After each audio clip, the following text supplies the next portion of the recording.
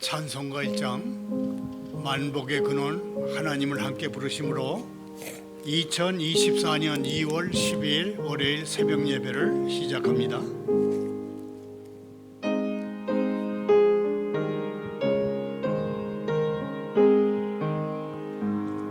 만복의 근원 하나님 온 백성 찬송 드리고 천천사여 찬송하세 찬송 성부 성자 성령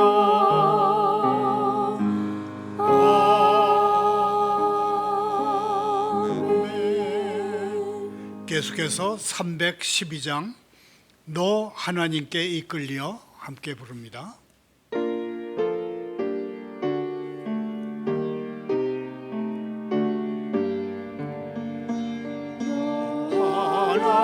하나님께 이끌려 일평생 주만 바라면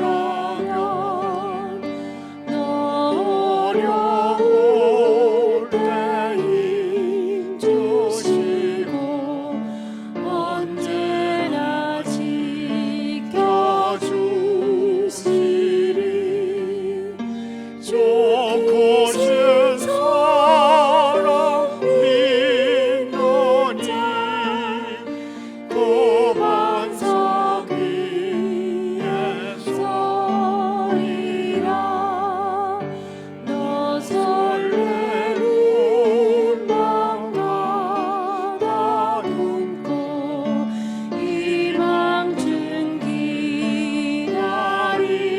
기다리면서 기대로 신 주의 뜻과 사랑에 만족하여라 우리를 불러주신 주 마음에 소원하신다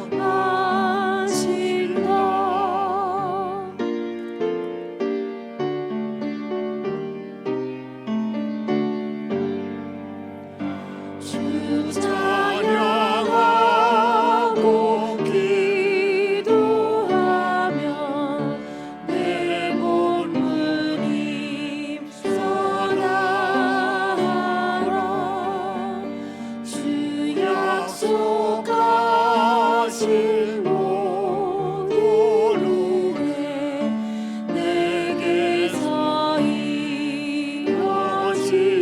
이루어지리라 참되고 의지하노니 주님이 기억하시리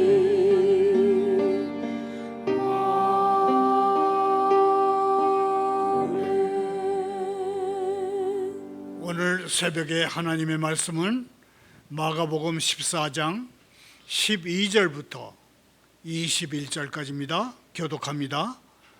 무교절의 첫날 곧 유월절 양 잡는 날에 제자들이 예수께 여짜오되 우리가 어디로 가서 선생님께서 유월절 음식을 잡수시게 준비하기를 원하시나이까 하매 예수께서 제자 중에 둘을 보내시며 이르시되 성내로 들어가라. 그리하면 물 한 동이를 가지고 가는 사람을 만나리니 그를 따라가서 어디든지 그가 들어가는 그 집 주인에게 이르되 선생님의 말씀이 내가 내 제자들과 함께 유월절 음식을 먹을 나의 객실이 어디 있느냐 하시더라 하라.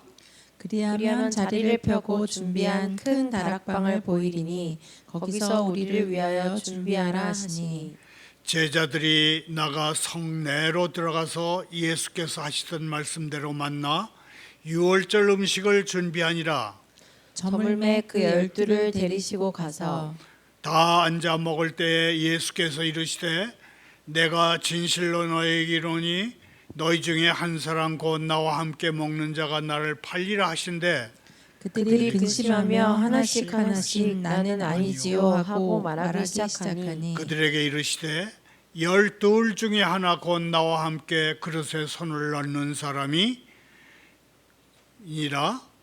인자는 자기에 대하여 기록된 대로 가거니와 인자를 파는 그 사람에게는 화가 있으리로다. 그 사람은 차라리 나지 아니하였더라면 자기에게 좋을 뻔하였느니라 하시니라. 아멘. 제자들에게 유월절 만찬을 준비하라 하신 주님, 오늘 제가 무엇을 하든지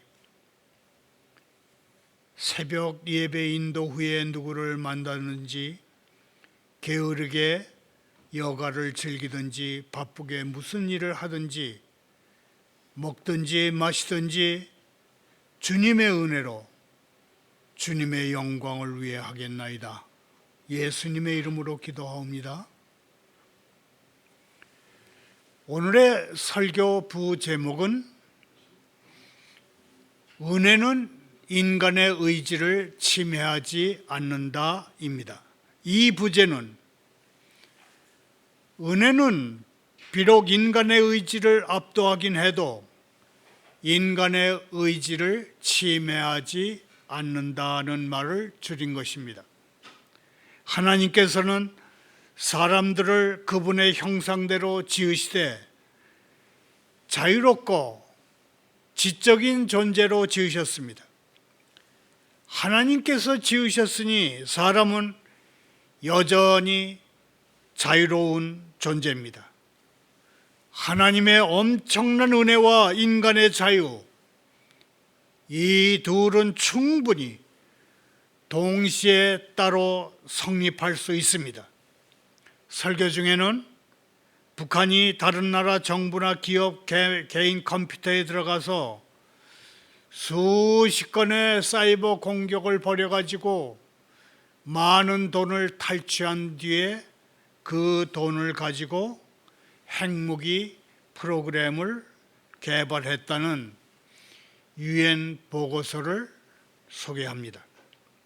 UN 제재감시단은 북한이 다른 나라의 정부나 기업, 개인의 컴퓨터 시스템에 들어가서 수십 건의 사이버 공격을 벌여가지고 30억 달러, 약 4조 원을 벌여들였으며 그 돈으로 탄도미사일을 발사하고 위성을 궤도에 올리고 핵무기의 전술 핵목격 잠수함을 추구한 사건을 조사하고 있다고 로이터 통신이 보도했습니다.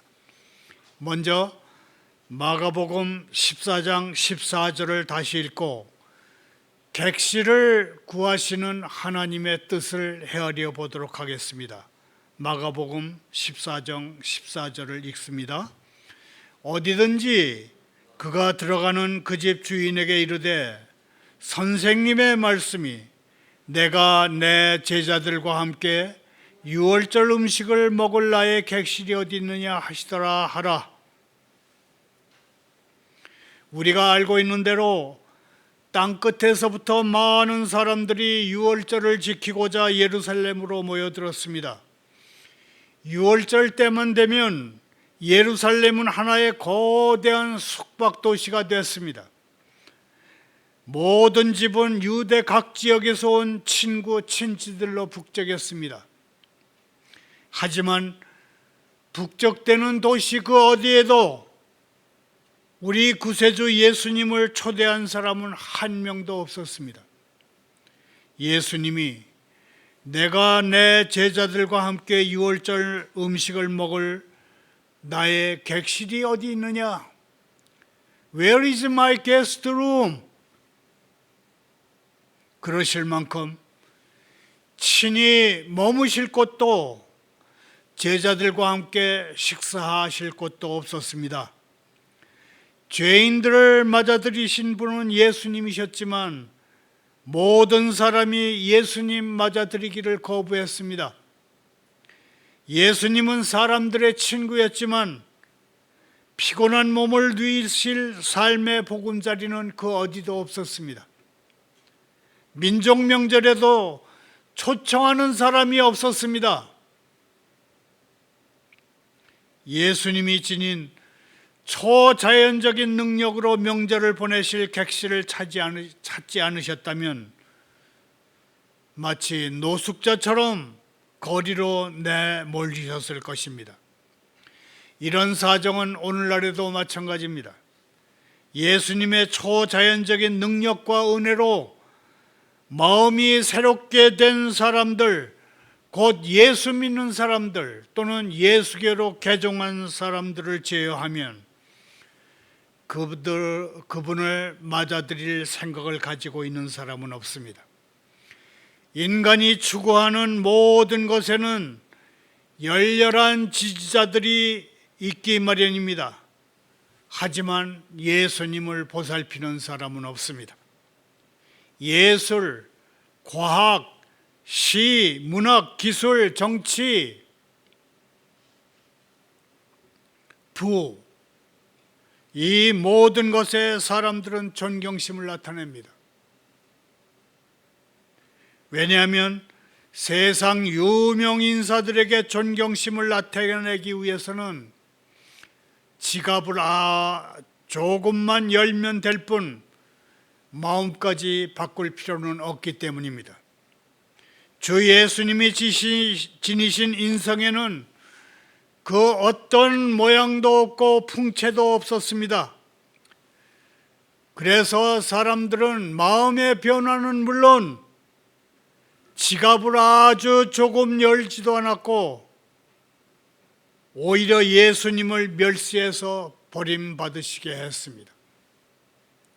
어둠의 권세를 잡은 자들에게는 조카리만큼 모든 문들이 열려 있었지만 예수님은 홀로 그곳을 떠나시거나 거리에서 밤을 지새셔야 했습니다.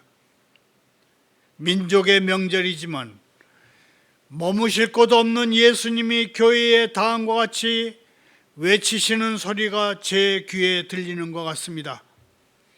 문을 두드려 이르기를 나의 누이, 나의 사랑, 나의 비둘기, 나의 완전한 사람아 문을 열어다오. 내 머리에는 이슬이, 내 머리털에는 밤이슬이 가득하였구나 하는구나. 상황이 이렇게 된 것은 틀림없는 한 가지 사실 때문입니다. 곧 당시 그리스도를 받아들이는 것은 매우 위험한 일을 자초하는 것이었습니다. 관원들은 예수님을 잡아들이기에 눈이 벌게 있었습니다. 한마디로 그들은 예수님의 피에 굶주린 인간 늑대들이었습니다. 그리스도를 숨겨준다는 것은 일시적으로 회당에서 쫓겨날 위험에 처하는 것이었고, 둘째로는 공공연하게 비난의 표적이 되는 것이었으며, 어쩌면 갑작스럽게 폭력적인 죽음을 맞이할 수도 있는 그런 것이었습니다. 그래서 신중한 사람들은 예수님께 문을 열어드리지 않았습니다. 신중한 사람들은 자기 가족들이 지극히 위험에 처하는 것을 원치 않았습니다. 이런 일은 오늘날에도 마찬가지입니다. 예수 그리스도께서는 추운 문 밖에 서 계시게 하지만 우리의 가장 악한 원수들은 기꺼이 맞아들입니다. 예수 그리스도를 환대하는 것이 인간이 할 수 있는 가장 명예로운 일이 될 것이지만 사람들은 예수님을 모질게 거부합니다. 세계사에서 이렇게 어두운 시기는 앞으로 결코 없을 것이며, 주님은 분명히 자신이 택한 별들에게 그 어두움 가운데서 밝은 빛을 비추게 하실 것입니다. 그리스도께서 그렇게 심하게 업신여김 당하시는 일은 앞으로는 결코 없을 것이며, 주님으로부터 감동받고 택함받은 영혼들이 여기저기서 일어나서 최고로 다정하신 주님이시여, 들어오십시오. 환영합니다. 사랑하는 저희의 마음을 담아 주님을 기쁘게 대접하는 것이 저희의 기쁨입니다. 그렇게 말하게 될 것입니다.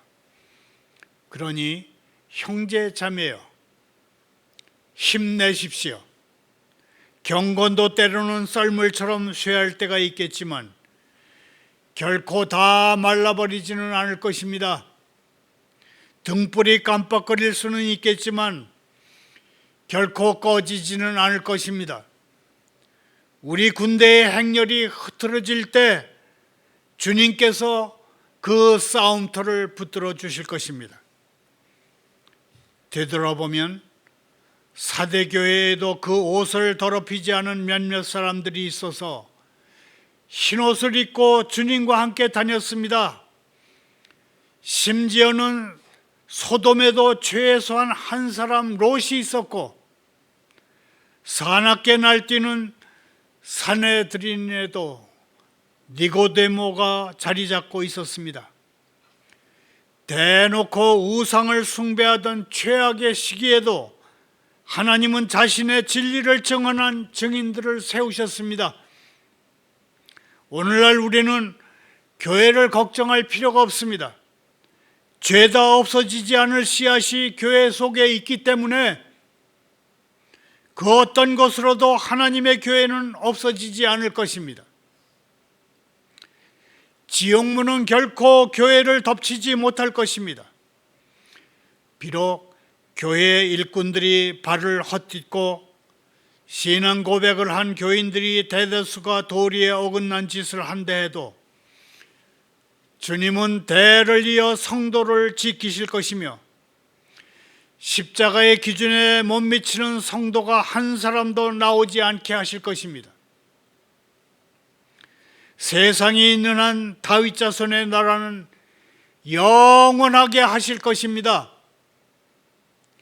유대민족 최대의 명절에 예수님이 유월절 음식을 드실 객실의 주인에게 보내진 사도들을 통해서 우리는 몇 가지 교훈을 찾을 수가 있습니다. 첫째는 12제자 모두가 가려고 했다는 것입니다. 무교절의 첫날, 곧 유월절 양 잡는 날에 제자들이 예수님께 여짜오되 우리가 어디로 가서 선생님께서 유월절 음식을 잡수시게 준비하게 되기를 원하시나이까? 라고 성경에 기록된 말씀을 우리는 볼 수가 있습니다. 이처럼 모든 그리스도인은 자매든 형제든 약하든 강하든 믿음이 여리든 굳든 가리지 않고 모두 영혼들을 하나님께 인도하기를 갈망하고 기꺼이 그 일을 해내야만 합니다. 우리 모두는 온 세상에 복음을 전하는 일을 준비하면서 우리 주님이 우리가 하는 일에 복 내리시기를 고스란히 갈망해야 합니다. 이 새벽 유튜브로 함께 예배 드리는 모든 분들은 주님, 저보고 무엇을 하라고 하십니까? 이렇게 말해야 합니다. 주님은 유월절 만찬을 열 장소를 얻는 일에 12명 가운데 베드로 사도와 요한 사도 둘만 보내셨습니다. 예수님은 자기를 가장 친밀하게 알고 자신의 은혜로운 메시지를 전하기에 가장 적합한 사도 베드로와 요한 사도를 선택하신 것입니다. 복음을 전하기 위해 노력하는 모든 분들은 베드로, 요한 두 사도를 본받아야 할 것입니다. 두 사도의 어떤 본분이냐 하면 주님의 사역을 하기 위해서 보내심과 사명을 받지 않고서는 가지 않았던 베드로 사도와 요한 사도의 그 태도를 말하는 것입니다. 베드로 사도와 요한 사도가 본을 보인 것처럼 그 누구도 지극히 높으신 분의 부르심을 받지 않고서는 기독교 목회라는 큰 포부를 가질 권리가 없습니다. 우리가 영혼을 구하고자 한다면 우리는 반드시 하나님의 뜻이 가리키는 바를 좇아야 합니다. 새로운 부흥의 방법으로 이러저러한 흥분이나 쓸데없는 것들을 만들어내지 말고 복되신 우리 하나님이 주신 전적으로 완벽한 복음에 가까이 가서 사도들이 보여준 선례에 따라서 진리를 단순하게 선포할 때 우리는 우리가 추구하는 부흥을 보게 될 것이라고 기대합니다. 그때서야 비로소 우리는 우리 주님의 뜻을 따르게 되는 것입니다. 둘째로 살펴볼 것은 베드로와 요한 사도가 그 집 주인에게 가서 선생님 말씀이 내가 내 제자들과 함께 유월절 음식을 먹을 객실이 어디에 있느냐 하시더라고 전한 사실입니다. 제자들은 멋대로 그 사람의 객실에 들어가지 않았습니다. 제자들은 다짜고짜 집주인에게 이 객실을 우리가 소유하겠소. 우리는 우리 선생님이 보낸 사람들이요. 그러니 여기 머무를 작정이요. 그러지 않았습니다. 벌컥 남의 집의 문을 열고 들어가지 않았습니다. 복음을 전한다는 것을 무슨 완장을 차고 사회에 막 뛰어들어가서 아무 일이나 해도 되는 것처럼 하지 않았습니다. 그 방은 그 집 주인의 것이었고 주 예수 그리스도께서는 그 사람을 그 집의 선한 사람, the good man of the house, 곧 그 집의 주인, 소유주로 부르심으로 그 사람의 소유권을 인정하셨습니다. 과거 생활을 뉘우쳐 고치고 신앙의 눈을 뜨는 회심도 마찬가지입니다. 사람들은 효력 있는 은혜의 능력으로 하나님께 인도되지만 은혜는 비록 인간의 의지를 압도하긴 해도 인간의 의지를 침해하지는 않습니다. 하나님께서는 사람들을 그분의 형상대로 자유롭고 지적인 존재로 만드셨습니다. 그리고 하나님께서도 사람들에게 자유로운 존재로 행하셨습니다. 하나님의 전능한 은혜와 인간의 자유, 이 둘은 충분히 동시에 따로 설 수 있습니다. 하나님의 은혜와 인간의 자유, 이 둘은 충분히 양립이 가능합니다. 하나님의 전능한 은혜와 인간의 자유, 이 둘의 양분에는 실제로 아무런 어려움이 없습니다. 사람은 충분히 자유롭습니다. 그러면서도 사람은 어떤 과정에 완전히 압도돼서 다시 달리 어쩔 수 없는 상태가 되기도 합니다. 그런 도덕적인 능력, 곧 하나님의 은혜가 인간이 가진 참된 자유를 전적으로 침해하는 것은 아닙니다. 만약 우리가 사람은 자기 의지에 반해서 구원받게 되고 어떤 물리적인 힘에 의해서 기독교인이 된다고 가르친다면 우리는 말도 안 되는 소리나 헛소리를 짓거린다고 비난받아 마땅합니다. 하나님의 은혜는 절대로 인간의 의지를 침해하지 않습니다. 하지만 하나님의 은혜는 고집센 인간의 의지를 사랑으로 감싸 하나님께 의지적으로 사로잡히게 하십니다.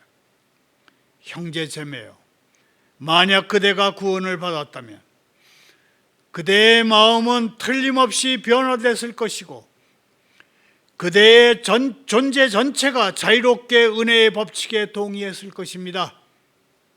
주님께서 그 거룩한 사랑의 능력으로 그대의 의지를 굴복시키시고 그대가 오늘 주님이시여 제가 구원받고자 하나이다, 제가 지금 기꺼이 죄를 벗어버리고 영생을 붙들고자 하나이다 라고 말하게 되기를 기원합니다. 말을 맺습니다. 마가복음 14장 16절부터 18절을 다시 읽겠습니다. 제자들이 나가 성내로 들어가서 예수께서 하시던 말씀대로 만나 유월절 음식을 준비하니라. 저물매 그 12를 데리시고 가서 다 앉아 먹을 때에 예수께서 이르시되 내가 진실로 너희에게 이르노니 너희 중에 한 사람 곧 나와 함께 먹는 사람이 나를 팔리라 하신대. 여기서 잠깐 유엔 제재감시위원회와 우리나라 국가정보원이 밝힌 북한 사이버 해킹으로 벌어들인 돈의 규모와 우리나라 개인 신용카드 정보가 얼마나 털렸는지를 한번 알아봅니다. 유엔 제재감시위원회는 북한이 다른 나라의 정부나 기업 개인의 컴퓨터 시스템에 들어가서 수십 건의 사이버 공격을 벌였는데 그 공격으로 30억 달러, 우리 돈으로 4조 원가량을 벌어들였으며 이 돈으로 탄도 미사일을 발사하고 위성을 궤도에 올렸으며 핵무기에다가 전술 핵공격 잠수함을 추가한 사건을 조사하고 있다고 로이터 통신이 보도했습니다. 한편 우리나라 국가정보원은 북한의 사이버 공격은 매년 늘어나서 올해 상반기에 하루 평균 137만여 건이 발생했으며 이전과 달라진 점은 해킹 대상이 국가안보 관련 기관이나 전문가에서 불특정 일반인으로 확대되고 있는 것이라고 밝혔습니다. 다시 성경으로 돌아옵니다. 누구나 그리스도의 제안을 거절하고 어둠 속으로 숨을 자유가 있습니다. 분명 우리에게는 그리스도의 제안을 거절하고 어둠 속으로 숨을 자유가 있습니다. 제자였다가 악마의 하수인이 된 유다는 은 30의 예수님을 팔아넘기는 일을 꼭 할 필요까지는 없었습니다. 그러나 그는 자신의 주님을 배신하기로 마음먹었습니다. 하나님은 미리 계획을 세우셨지만 유다가 죄에 짓도록 내몰지 않으셨습니다. 유다는 악을 택했고 하나님은 유다가 악을 택한 것을 사용하셔서 마침내는 그분의 뜻을 이루셨습니다. 자, 그러면 오늘날 우리가 서 있는 곳은 어디입니까? 우리는 유다가 아니지만 유다처럼 많은 선택을 우리 앞에 놓고 있습니다. 우리는 악을 섬길 수도 있고 그리스도께 순종할 수도 있습니다. 형제자매요, 그대는 결혼 서약대로 혼약의 순결을 지키고 있습니까? 아니면 배반하고 있습니까? 그대는 주님의 거룩한 부르심을 소중하게 여깁니까? 아니면 하나님의 계획과 은혜를 따라서 예수 그리스도 안에서 그대에게 주신 컬링, 부르심, 소명을 점차 소홀히 여기고 있습니까? 직장에서 정직하게 일합니까? 크리스천다운 태도를 가지고 일합니까? 아니면 지름길을 택하고 있습니까? 혼약의 순결, 소명, 정직함에 있어서 그대는 유다입니까? 그렇다면 하나님은 은혜를 베푸셔서 그대가 한동안 계속 그렇게 하도록 허용하실 것입니다. 하나님께서는 그대에게 은혜를 베푸시면서 그대에게 회개하고 하나님의 용서를 받아들이려고 부르실 것입니다. 그리고 하나님이 유다의 길로 가는 것은 이제 그만 충분하다, 그렇게 말씀하실 날이 올 것입니다. 오늘이 바로 우리가 돌아설 수 있는 날입니다. 이것이 살아온 삶이 잘못됐음을 자각해서 죄인임을 반성하고 옛 길에서 벗어나겠다는 뜻을 세워 새로운 생활로 들어가는 회개, 리펜턴스, 회개, 옛날에 지은 죄를 돌이켜 반성하고 새로운 마음가짐으로 신앙생활을 하는 회개입니다. 좀 더 분명히 말하면 회개란 죄의 어둠에서 빠져나와 그리스도가 비추시는 빛으로 나가는 것입니다. 그러므로 우리가 지은 죄를 고백하고 하나님의 은혜가 우리를 회복하시게 해야 합니다. 우리가 지은 죄를 고백하고 하나님의 은혜가 우리를 회복하시게 하며 나가는 참으로 복된 하루, 새로운 한 주간이 되기를 소원합니다.